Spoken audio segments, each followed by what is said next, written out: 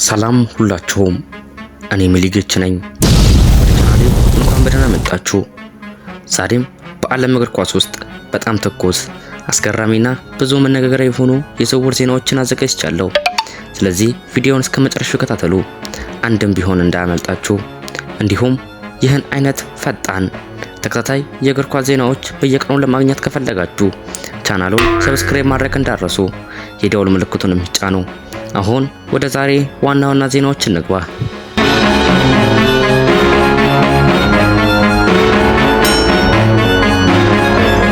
ሪያል ማድሪድን የሚመለከት አስገራሚ የዝውውር ወሬ የተሰማ ነው። በሪፖርቶች መሰረት ክለቡ ከቪኒሲየስ ጁኒየር ጋር ያለው የኮንትራት ውይይት ካልተሳካ ተጫዋቹን በዚህ ክረምት ለመሸጥ ሊያስብ እንደሚችል ተነግሯል። ይህ ቢፈጸም ደግሞ ሪያል ማድሪድ በምትኩ የሚያስፈርመው ስም ኤርሊንግ ሃላንድ መሆኑ እየተነገረ ነው። የኖርዌይ አጥቂ በዓለም ላይ ካሉ ምርጥ ጎል አግቢዎች አንዱ ሲሆን በሳንቲያጎ በርናቦ መጫወት ለብዙ የእግር ኳስ አፍቃሪዎች ትልቅ ሕልም የሚመስል ዝውውር ይሆናል። በተጨማሪም ሪያል ማድሪድ ሌሎች አጥቂዎችንም እየተመለከተ መሆኑ ይነገራል። ይህም ክለቡ ለወደፊቱ የአጥቂ መስመሩ ለማጠናከር እቅድ እንዳለው ያሳያል። በሌላ በኩል የሪያል ማድሪድ አሰልጣኝ ሆዜ ሞሪኖ ሃላንድ ወደ ክለቡ የሚመጣበትን ሀሳብ እንደሚደግፍ ተዘግቧል። ሆኖም አንድ ጠቃሚ ቅድመ ሁኔታ አለ። ሞሪኖ ሃላንድ የዓለም ደረጃ ተጫዋች መሆኑን ቢያምንም የቡድኑ ሚዛን እንዳይበላሽ አንድ ትልቅ አጥቂ መልቀቅ እንዳለበት ያምናል ተብሏል። በዚህ ሁኔታ በአደጋ ውስጥ የሚገኘው ስም ቪኒሲየስ ጁኒየር መሆኑ ነው። እስካሁን ድረስ ከነዚህ ጉዳዮች አንዳቸውን በይፋ የተረጋገጡ አይደሉም። ሁሉም በዝውውር ወሬዎችና በሪፖርቶች ላይ የተመሰረቱ ናቸው። በቀጣዮቹ ቀናት የሚወጡ ኦፊሻላዊ መግለጫዎች እነዚህ ዜናዎች እውነት ወይም ሐሰት መሆናቸውን ያሳያሉ። ቀጣዩ የዝውውር ዜና ደግሞ ማንቸስተር ዩናይትድ ይመለከታል። በወጡት ሪፖርቶች መሰረት ማንቸስተር ዩናይትድ የሪያል ማድሪድ አማካኝ ኦርሊያን ቹዋሚኒን ለማስፈረም ያለውን ፍላጎት አሁንም አላቆመም። ክለቡ ተጫዋቹን የማስፈረም እድል እንዳለ ለማወቅ ከሪያል ማድሪድ ወገን ጋር ውይይት ማድረጉ ተነግሯል። ሪያል ማድሪድ በዚህ ክረምት ተጨማሪ ተጫዋቾችን ለማስፈረም ከፈለገ በመጀመሪያ አንዳንድ ተጫዋቾችን መሸጥ እንደሚኖርበት ሪፖርቶች ያስረዳሉ። ይህም ማንቸስተር ዩናይትድ ይህንን እድል በቅርብ የተከታተለ እንዲቆይ አድርጎታል። ቹዋሚኒ በመከላከል ጠንካራ፣ ኳስን በመቆጣጠር የተረጋጋ እና ጨዋታን በማንበብ ከምርጥ አማካኞች አንዱ ተደርጎ ይቆጠራል። ማንቸስተር ዩናይትድም በመሃል ሜዳ ያለውን ጥንካሬ ለማሻሻል እንደ ትልቅ ኢላማ አስቀምጦታል ተብሏል። ከዚህ በተጨማሪ ቹዋሚኒ ከሪያል ማድሪድ ጋር እስከ 28 የሚቆይ ውል አለው። ስለዚህ ሪያል ማድሪድ ለመሸጥ ቢወስንም ከፍተኛ የዝውውር ዋጋ እንደሚጠየቅ ይጠበቃል። በሌላ በኩል ዩናይትድ በዚህ ብቻ አላቆመም። ክለቡ የመሃል ሜዳውን የበለጠ ለማጠናከር ሌሎች አማራጮችንም እየተመለከተ መሆኑ ይነገራል። ይህም በአዲሱ የውድድር ዘመን ለፕሪሚየር ሊግ እና ለሌሎች ውድድሮች የተሻለ ቡድን ለመገንባት ያለውን ፍላጎት ያሳያል። እስካሁን ግን ይህ ዝውውር በወሬ ደረጃ ላይ ብቻ ይገኛል። ሪያል ማድሪድ ተጫዋቹን ይሸጣል ወይስ አይሸጥም? ማንቸስተር ዩናይትድስ ኦፊሴላዊ ጥያቄ ያቀርባል ወይ የሚለው በቀጣዮቹ ቀናት የሚታወቅ ይሆናል። ወደ ቀጣይ ዜና አለፈን። ቀጣዩ ዜና ቶተንሃምን ይመለከታል። በወጡት ሪፖርቶች መሰረት ቶተንሃም ሆትስፐርስ በዚህ የክረምት ዝውውር ገበያ አሁንም ትልቅ ወጪ ለማድረግ ተዘጋጅቷል። ክለቡ የሊቨርፑልን ክንፍ አጥቂ ኮዲ ካክፖን እና የማንቸስተር ሲቲውን ወጣት ኮከብ ሳቪኒዮን በዋና ዝውውሩ ዝርዝር ውስጥ አስቀምጦታል ተብሏል። ቶተንሃም በዚህ ክረምት አዳዲስ ተጫዋቾችን በማስፈረም ቡድኑን በስፋት እያጠናከረ ነው። ከአንዳንድ ሪፖርቶች መሰረት የክለቡ ወጪ ከ200 ሚሊዮን ፓውንድ በላይ ሊደርስ እንደሚችል ይነገራል። ይህም ክለቡ በአዲስ ውድድር ዘመን ለከፍተኛ ውድድሮች በተሻለ ሁኔታ ለመወዳደር ያለውን ፍላጎት ያሳያል። ኮዲ ካክፖ በሁለቱም ክንፎች እና እንደ ማዕከላዊ አጥቂ መጫወት የሚችል ተጫዋች ሲሆን ፍጥነቱ፣ ግብ የማስቆጠር ችሎታውና ኳስ የመፍጠር ብቃቱ በብዙ ክለቦች ዘንድ ተፈላጊ አድርጎታል። ሳቪኒዮ ደግሞ በፍጥነቱ፣ በአንድ ለአንድ ድሪብል ብቃቱና በፈጠራ አጫወቱ በአውሮፓ በጣም ተስፋ ከሚጣልባቸው ወጣት ተጫዋቾች አንዱ ተደርጎ ይቆጠራል። እነዚህን ሁለት ተጫዋቾች ማስፈረም ከቻለ ቶተንሃም በአጥቂ ክፍሉ ትልቅ ጥንካሬ እንደሚጨምር ይጠበቃል። ይሁን እንጂ እስካሁን ከሁለቱም ክለቦች ኦፊሴላዊ ስምምነት ወይም መግለጫ አልወጣም። ስለዚህ ይህ ዝውውር በአሁኑ ጊዜ በወሬ ደረጃ ላይ የሚገኝ ቢሆንም በቀጣዮቹ ቀናት ቶተንሃም ኦፊሴላዊ እርምጃ ይወስድ ይሆን? ካክፖ ወይም ሳቪኒዮ ቡድናቸውን ይለቃሉ የሚለውን በቅርቡ እናያለን። ወደ ቀጣይ ዜና አለፍን። ቀጣዩ የዝውውር ዜና ከማድሪድ ቤት ሪያል ማድሪድ የሚመለከት ሲሆን ክለቡ በዚህ ክረምት የዝውውር ገበያ የመከላከል ክፍሉን ለማጠናከር በትልቅ እንቅስቃሴ ላይ መሆኑ ተዘግቧል። በወጡት ሪፖርቶች መሰረት ሪያል ማድሪድ አዲስ የመሃል ተከላካይ ለማስፈረም 3 ትላልቅ ተጫዋቾችን በአጭር ዝርዝር ውስጥ አስቀምጧል። እነርሱም የማንቸስተር ሲቲ ሩበን ዲያስ፣ የአርሰናሉ ሪካርዶ ካላፊዮሪ እና የባየርን ሌቨርኩሰኑ ፒየር ሂንካፒ ናቸው። ሪያል ማድሪድ በቅርብ ዓመታት በመከላከል ክፍሉ የተለያዩ የጉዳት ችግሮችን ስላጋጠሙት በዚህ ቦታ ጥራት ያለውን ተጫዋች በማስገባት እንደ ቅድሚያ ኢላማው አድርጎታል ተብሏል። ከሶስቱ ተጫዋቾች መካከል ሩበን ዲያስ በልምዱ በአመራር ብቃቱና በተረጋጋ ጨዋታው በዓለም ላይ ካሉ ምርጥ ተከላካዮች አንዱ ተደርጎ ይቆጠራል። በሪፖርቶቹም መሰረት ሪያል ማድሪድ በእርሱ ላይ እንቅስቃሴ ቢጀምርም ከሌሎቹ ኢላማዎች ይልቅ ስምምነት የመድረስ እድሉ ከፍ ያለ እንደሆነ ተገልጿል። በሌላ በኩል ሪካርዶ ካላፊዮሪ በወጣትነቱ ቢሆንም በኳስ ቁጥጥር፣ በፍጥነትና ከኋላ ጨዋታን በመጀመር ያለው ብቃት የብዙ ታላላቅ ክለቦችን የቀልብ ስቧል። ፒየር ሂንካፔም በጠንካራ አካላዊ ብቃቱ በፍጥነቱና በብዙ የመከላከል ቦታዎች የመጫወት ችሎታው በሪያል ማድሪድ ትኩረት ውስጥ ገብቷል። ይሁን እንጂ እስካሁን ሪያል ማድሪድ ለየትኛውም ተጫዋች ኦፊሴላዊ ጥያቄ ማቅረቡ አልተረጋገጠም። ስለዚህ ይህ ጉዳይ አሁንም በዝውውር ወሬ ደረጃ ላይ ይገኛል። አሁን ጥያቄው አንድ ነው። ሪያል ማድሪድ ከነዚህ ሶስት ተከላካዮች መካከል ማንን ይመርጣል? ወይስ ሙሉ በሙሉ ሌላ ተጫዋች ይዞ ይመጣል የሚለው በቀጣዮቹ ቀናት ግልጽ ይሆናል። ቀጣዩ የዝውውር ዜና ሊቨርፑል ቤት በወጡት ሪፖርቶች መሰረት ሊቨርፑል የዌስት ሃም ዩናይትድ ክንፍ አጥቂ ክሬሴንሲዮ ሰመርቫይልን ለማስፈረም ጠንካራ እንቅስቃሴ ጀምሯል። ክለቡ ለተጫዋቹ ዝውውር የመጀመሪያ ተጨባጭ እርምጃዎችን መውሰዱ ተነግሯል። ይህም ፍላጎቱ ከወሬ ደረጃ ወደ ተግባራዊ ውይይት እየተቃረበ መሆኑን ያሳያል። ሰመርቫይል በቅርብ ጊዜ ባሳየው ብቃት የብዙ ታላላቅ ክለቦችን ቀልብ ስቧል። በፍጥነቱ በድሪብል ችሎታው እና ተከላካዮችን በአንድ ለአንድ በማለፍ የሚታወቀው የኔዘርላንድ ተጫዋች በአጥቂ መስመር ላይ ትልቅ ለውጥ ለማምጣት እንደሚችል ይገመታል። ሪፖርቶቹ እንደሚያመለክቱት ዌስት ሃም ለተጫዋቹ ወደ 50 ሚሊዮን ፓውንድ የሚጠጋ ዋጋ አስቀምጧል። ሆኖም ይህ የሊቨርፑልን ፍላጎት አላስቆመውም። ክለቡ ዝውውሩ በቅርብ እየተከታተለ ይገኛል። ነገር ግን ሊቨርፑል ብቻውን አይደለም። ቼልሲ፣ ማንቸስተር ዩናይትድ እና ፉልሃምም ተጫዋቹን ለማስፈረም ፍላጎት እንዳላቸው ተነግሯል። ይህም የሰመርቫይልን ፊርማ ለማግኘት ከባድ ፉክክር ሊኖር እንደሚችል ያሳያል። ለሊቨርፑል ደግሞ የዝውውር በክንፍ አጥቂ ቦታ ተጨማሪ ፍጥነት፣ ፈጠራና የግብ ዕድሎችን የመፍጠር አቅም ሊጨምር ይችላል። እስካሁን ግን ምንም ኦፊሻላዊ ስምምነት አልተፈጸመም። ሁሉም በዝውውር ሪፖርቶች ላይ የተመሰረቱ ናቸው። የሚጠበቀው ጥያቄ አሁን አንድ ነው። ሰመርቫይል በቀጣዩ ውድድር ዘመን የሊቨርፑልን ቀይ ማሊያ ይለብሳል ወይስ ሌላ ክለብ ውድድሩን ያሸንፋል? መልሱን በቅርቡ እናያለን። ወደ ቀጣይ ትልቅ የዝውውር ዜና እናልፋለን። አርሰናል በአጥቂ መስመሩ ላይ ትልቅ ማጠናከሪያ ለማድረግ እየሰራ መሆኑ ተነግሯል። በወጡት ሪፖርቶች መሰረት አርሰናል የአትሌቲኮ ማድሪድ አጥቂ ጁሊያን አልቫሬዝ እና የቦርንማውዝ ወጣት ኮከብ አሊ ጁኒየር ክሮፒን በዋና የዝርዝር እቅዱ ውስጥ እንዳስቀመጠ ተገልጿል። አርሰናል ባለፉት ዓመታት በአጥቂ መስመር ላይ በቂ ጥልቀት እንዲኖረው ሲሰራ ቆይቷል። ቡድኑ በመሃል ሜዳና በመከላከል ክፍል ጥሩ መሻሻል ቢያሳይም በከፍተኛ ደረጃ ውድድሮችን ለማሸነፍ የተረጋጋና ብዙ ጎል የሚያስቆጥር አጥቂ ማምጣት እንደ ቅድሚያ ጉዳይ ይታያል። በዚህ ረገድ ጁሊያን አልቫሬዝ የአርሰናል ዋና ህልሞች አንዱ እንደሆነ ይነገራል። አርጀንቲናዊው አጥቂ በቀድሞ የማንቸስተር ሲቲ ጊዜውና በአሁኑ የአትሌቲኮ ማድሪድ ልምዱ በግብ አቅራቢነቱ በእንቅስቃሴውና በተለያዩ የአጥቂ ቦታዎች መጫወት ችሎታው ይታወቃል።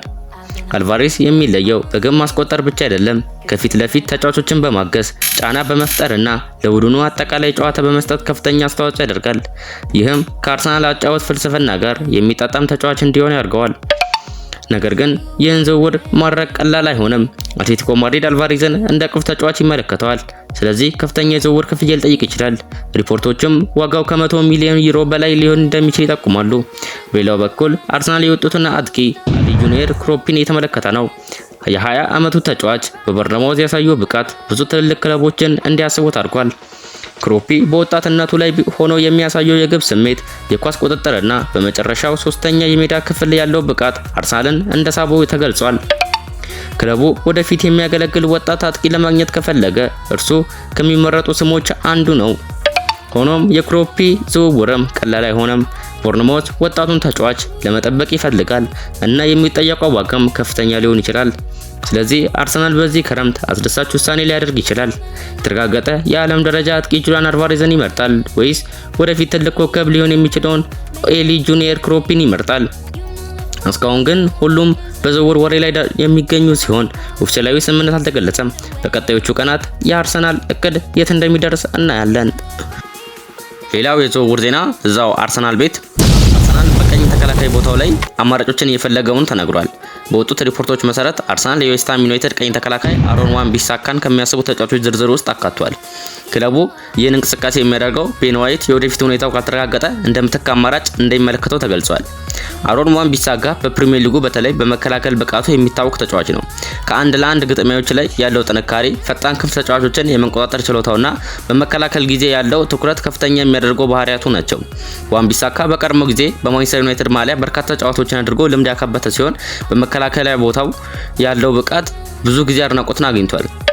አርሰናል የሚያስፈልገው ተጫዋች በመከላከል ብቻ የሚቆም ሳይሆን በአጥቂ ላይም አስተዋጽኦ ማድረግ የሚችል ቀኝ ተከላካይ ነው። በዚህ አንጻር wan-bissaka በተለይ በመከላከል ጥራቱ የተለየ ምርጫ ሊሆን ይችላል። የአርሰናል ዋና አሰልጣኝ ሚኬል አርቴታ በቡድኑ ውስጥ የቦታ ውድድርና ጥልቀት እንዲኖር ይፈልጋል። ለዚህም በተለይ በረጅም የውድድር ዘመን ጉዳት ወይም የቅጣት ችግር ሲኖር ቡድኑ ጥራቱን እንዳይቀንስ ተጨማሪ ጥሩ ተጫዋቾችን ማምጣት ይፈልጋል። በሌላ በኩል wan-bissaka ወደ አርሰናል የሚያደርግ ዝውውር ለእርሱም አዲስ ፈተና ሊሆን ይችላል። ከፍተኛ የቻምፒየንስ ሊግ ምኞት ያለው ክለብ ውስጥ መጫወትና በከፍተኛ ደረጃ ውድድር መሳተፍ ለተጫዋቹ አዲስ እድል ሊሰጠው ይችላል። ሆኖም ይህ ዝውውር እስካሁን የተጠናቀቀ አይደለም። አርሰናል ተጫዋቹን በዝርዝር ውስጥ እያስቀመጠው ቢሆንም ኦፊሴላዊ የዝውውር ጥያቄ ወይም ስምምነት እስካሁን አልተገለጸም። በቀጣዩ ቀናት የአርሰናል የተከላካይ ፍለጋ ወዴት እንደሚያመራ እና አሮን wan-bissaka የአርሰናል ቡድን አካል ይሆን እንደሆነ በቅርቡ የምንመለከተው ይሆናል። ይህ ዝውውር ከተፈጸመ አርሰናል በመከላከያ ጥንካሬው ላይ ተጨማሪ አማራጭ ሊያገኝ ይችላል። ጥያቄው ግን አንድ ነው። wan-bissaka ወደ ኤምሬትስ ይመጣል ወይስ ሌላ ክለብ የእርሱን ፊርማ ያገኛል? መልሱን በቀጣይ ዝውውር ዜናዎች እናያለን። ወደ ቀጣይ ዜና አለፈን። በድጋሜ ቀዮቹ ሰይጣኖች በመሃል ሜዳቸው ላይ ትልቅ ማጠናከሪያ ለማድረግ እየሰሩ ሲሆን የአዲሱ የቡድን ግንባታ እቅዳቸው የጠናከረ መምጣቱ ተነግሯል። በወጡት ሪፖርቶች መሰረት ማንቸስተር ዩናይትድ የአታላንታ አማካኝ ኤደርሰንን ለማስፈረም በጣም ተቃርቧል። ክለቡ የተጫዋቹ ሁኔታ በቅርብ ሲከታተል ከቆየ በኋላ ውይይቶች ወደ መጨረሻ ደረጃ እንደደረሱ መሆኑ ተገልጿል። ኤደርሰን በመሃል ሜዳ ላይ በአካላዊ ጥንካሬው፣ ኳስን በመቆጣጠር ብቃቱና ጨዋታን ከመሃል ሜዳ ለመመራት ባለው ችሎታ ይታወቃል። ይህም ማንቸስተር ዩናይትድ አሁን ላይ የሚፈልገውን የአማካኝ አይነት ጋር የሚመሳሰል ባህሪ ያለው። ዩናይትድ ባለፉት ወቅቶች በመሃል ሜዳ የተረጋጋ ቁጥጥር ለማግኘት ተቸግሯል። በጨዋታ መገንባት፣ ተቃራኒ ጥቃቶችን መቆጣጠርና ኳስን በፍጥነት ማንቀሳቀስ ላይ የተሻለ ችሎታ ያለው አማካኝ ለማግኘት የክለቡ ዋና ቅድሚያ እንደሆነ ይታያል። ስለዚህ ኤደርሰንን ማምጣት ከቻለ ማንቸስተር ዩናይትድ በመሃል ሜዳው ላይ ተጨማሪ ጥንካሬ፣ ልምድና ሚዛን ሊያገኝ ይችላል። ነገር ግን የዩናይትድ አማካኝ ግዢ እቅድ በኤደርሰን ብቻ አያበቃም። ክለቡ ቀጣይ ኢላማ አድርጎ ያስቀመጠው ሌላ ወጣት ባለተሰጥኦ አማካኝ አንድሬ ሳንቶስ መሆኑ ተነግሯል። አንድሬ ሳንቶስ በወጣትነቱ ላይ ሆኖ በዓለም እግር ኳስ ብዙ ተስፋ የጣለበት ተጫዋች ነው። በኳስ መቆጣጠር፣ በመከላከል ማገዝ፣ ከመሃል ሜዳ ጨዋታ ማስጀመርና ያጫወት ብልህነቱ ብዙ ክለቦችን እንዲያስቡት አድርጓል። ዩናይትድ አንድሬ ሳንቶስን ለማምጣት ቢሳካለት ለወደፊቱ የሚያገለግል ወጣት አማካኝ እንደሚያገኝ ይታመናል። ክለቡ አሁን ብቻ ሳይሆን ለቀጣይ ዓመታት የሚቆይ ጠንካራ ቡድን ለመገንባት እየሞከረ ነው። ይህ እንቅስቃሴ የሚያሳየው ማንቸስተር ዩናይትድ በዚህ የዝውውር ገበያ በተለይ በመሃል ሜዳው ላይ ትልቅ ለውጥ ለማድረግ እያሰበ ነው። እስካሁን ግን የኤደርሰን ዝውውር ሙሉ በሙሉ ተጠናቋል ተብሎ በይፋ አልተገለጸም። እንዲሁም የአንድሬ ሳንቶስ ጉዳይም በድርድር ደረጃ ላይ ይገኛል። ጥያቄው አሁን ይህ ነው። ኤደርሰን የዩናይትድ የመሃል ሜዳ መፍትሄ ይሆናል እና አንድሬ ሳንቶስ በኦልድ ትራፎርድ የወደፊቱ ኮከብ ይሆናል? መልሱን በቀጣይ የዝውውር ዜናዎች እናያለን። ወደ ቀጣይ የዝውውር ዜናዎች አለፈን። ኤሲ ሚላን በመከላከል ክፍሉ ላይ ትልቅ ማጠናከሪያ ለማድረግ እያሰበ መሆኑ ተነግሯል። በወጡት ሪፖርቶች መሰረት ኤሲ ሚላን የሊቨርፑል ካፒቴን ቨርጅል ቫን ዳይክን ለማስፈረም እያቀደ ነው። የጣሊያኑ ክለብ በዚህ ክረምት ስምምነት ለማድረግ ቢቸገርም ተጫዋቹ ውሉ ሲጠናቀቅ በ2027 ነፃ ለማምጣት እድሉን እየጠበቀ ነው ተብሏል።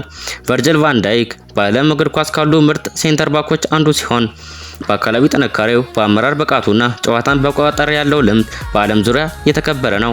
ኤሲ ሚላን በተለይም በመከላከል መስመሩ ላይ የልምድና የመሪነት ባህሪ ያለው ተጫዋች ማምጣት እንደሚፈልግ ይነገራል። ቫን ዳይክ ደግሞ ከዚህ አንጻር ፍጹም የሚመጣ ስም ነው። ከሊቨርፑል ጋር ባሳለፈው ጊዜ ቫን ዳይክ ትልቅ ስኬት አሳክቷል። የእንግሊዙ ክለብን የዓለም ክለብ ዋንጫ፣ የአውሮፓ ዋንጫና የአገር ውስጥ ዋንጫዎችን ለማሸነፍ ከፍተኛ ሚና ነበረው። ይህም ኤሲ ሚላን ለምን እንደሚፈልገው ያሳያል። ክለቡ በተለይ ወጣት ተጫዋቾችን ለመመራትና በከፍተኛ ደረጃ ያለ ልምድ ለመጨመር እንደ ቫን ዳይክ ያለ ተጫዋች ይፈልጋል። ነገር ግን ይህ ዝውውር ቀላል አይሆንም። ሊቨርፑል ካፒቴኑን እንደ ቁልፍ ተጫዋች ይመለከተዋል እና አሁን ላይ እንዲለቅ ፍላጎት እንደሌለው ተገልጿል። በተጨማሪም ቫን ዳይክ እስከ 27 የሚቆይ ውል ካለው ሊቨርፑል ከፍተኛ የዝውውር ጥያቄ ሊያቀርብለት ይችላል። ይህም ኤሲ ሚላን በዚህ ክረምት ውስጥ ስምምነት እንዲደረግ ከባድ ሊያደርገው ይችላል። ስለዚህ ኤሲ ሚላን ሁለት አማራጮች አሉት። አሁን ሊቨርፑልን በማሳመን ለማምጣት መሞከር ወይም እስከ 27 በመጠበቅ በነፃ ለማስፈረም መጠበቅ።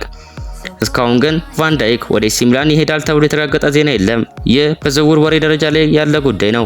የሚቀጥለው ጥያቄ ግን ይህ ነው። ቨርጅል ቫን ዳይክ አዲስ ፈተና ለመቀበል ጣሊያን ይሄዳል ወይስ በሊቨርፑል ታሪኩን ይቀጥላል? መልሱን በቀጣይ የዝውውር ዜናዎችን እናያለን።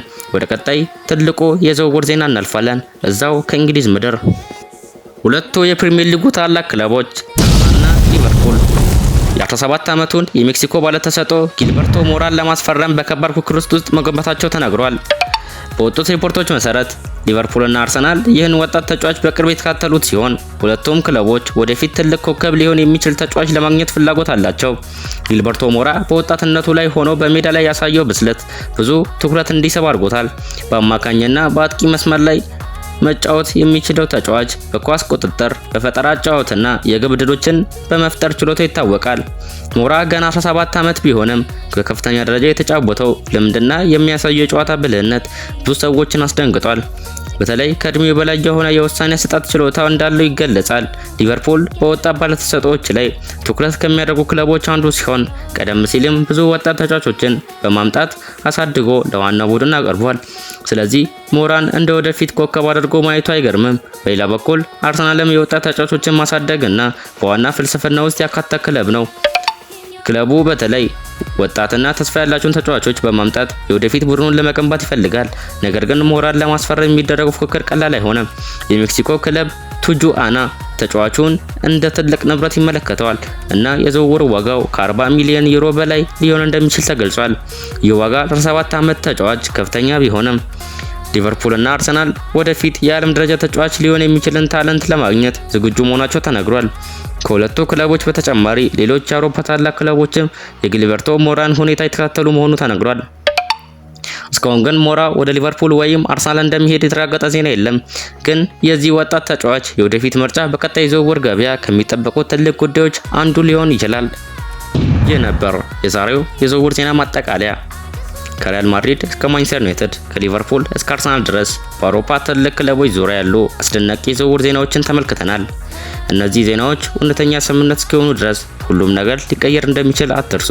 በቀጣይ ቀናት የትኛው ዝውውር ይጠናቀቃል፣ የትኛው ዜና በመጨረሻ ይለወጣል እናያለን። ቪዲዮውን እስከ መጨረሻው ስላያችሁ እናመሰግናለን። የእግር ኳስ ዝውውር ዜናዎችን በየቀኑ ለማግኘት ቻናሉን ሰብስክራይብ ማድረግና የማሳወቂያውን ደወል መጫን አትርሱ። እንዲሁም የዛሬው ዜና ውስጥ በጣም ያስደነቃችሁ ዝውውር የትኛው ነው? በኮመንት አሳውቁኝ። እኔ ሚሊጌች ነኝ። በቀጣዩ የእግር ኳስ ዜና እንገናኛለን። እስከዚያው ድረስ ግን ሰላም ብያለሁ።